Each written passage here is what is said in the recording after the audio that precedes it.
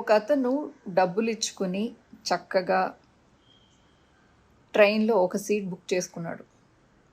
ఒకతను హడావిడిగా ట్రైన్ ఎక్కేసి టీసీ వచ్చినప్పుడు చూసుకుందాంలే అని చెప్పేసి ఎక్కాడు. టికెట్ కూడా లేదు అతనికి. అయితే ఆల్రెడీ కూర్చున్న అతని దగ్గరికి వెళ్ళి, సార్ చాలాసేపటి నుంచి నుంచున్నాను, నా కాళ్ళు చాలా నొప్పి వస్తున్నాయి, కొంచెం చిన్న ప్లేస్ ఇస్తే ఒక కాలు మీదన్నా నేను బేస్ చేసుకుని కూర్చుంటాను కొంచెం సేపు, ప్లీజ్ సార్ అని చెప్పేసి అన్నాడు. సరే అని చెప్పేసి ఈ బుక్ చేసుకున్న అతను కొంచెం సేపు కూర్చొని ఇద్దామని చెప్పేసి కొంచెం చిన్న ప్లేస్ ఇచ్చాడు.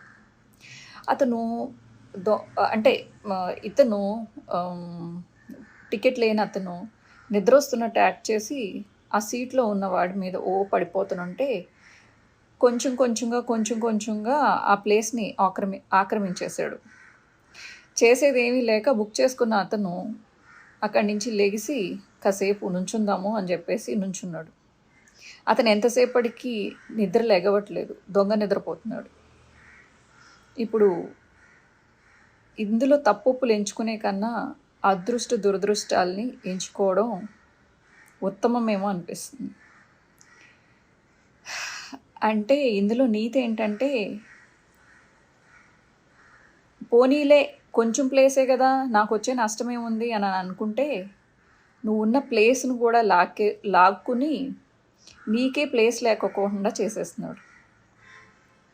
అది నువ్వు ప్లేస్ ఇచ్చిన 5 నిమిషాలకి తెలియదు, అది సమయం గడవగా నువ్వు చేసిన తప్పేంటో తెలిసాక ఆ తర్వాత తీసుకుందామన్నా నీ ప్లేస్ నీకు ఉండదు.